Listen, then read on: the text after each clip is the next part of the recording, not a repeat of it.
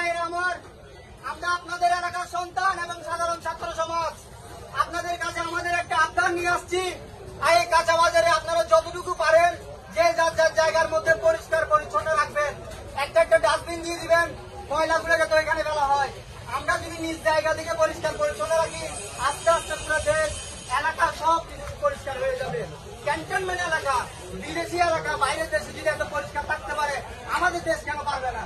আমাদের নিজেদের পরিবর্তন করতে হবে, দেশও পরিবর্তন হয়ে যাবে। গুরুত্বপূর্ণ যে মেসেজ আপনাদের জন্য, আজকের পর থেকে কোন চাঁদাবাজি, কোন সিন্ডিকেটকে আমরা প্রশ্রয় দিতে পারি না।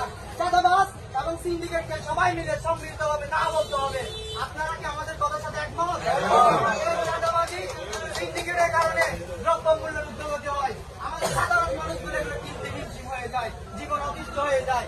এই দ্রব্যমূল্য যাতে মানুষের ক্রয় ক্ষমতার মধ্যে থাকে এবং আপনারা যারা ব্যবসায়ীরা আছেন তারা যাতে অতি মুনাফা লোকে নিজে ভালো থাকার জন্য অন্যদেরকে কষ্ট না দিই। আমরা মুনাফাও করবো, দেশের মানুষকেও সহযোগিতা করবো।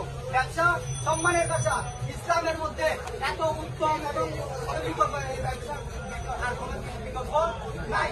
আমরা সবাই আজকের পর থেকে যে যার যার জায়গা থেকে অন্যায়ের প্রতিবাদ করবো।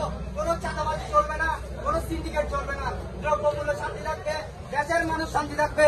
আমরা সকলে মিলে সোনার একটা বাংলা পাবো। আমাদের কথা কি আপনারা একমত? আজকের পর থেকে আপনাদেরকে সবাই সহযোগিতা করবেন। আসসালামু আলাইকুম।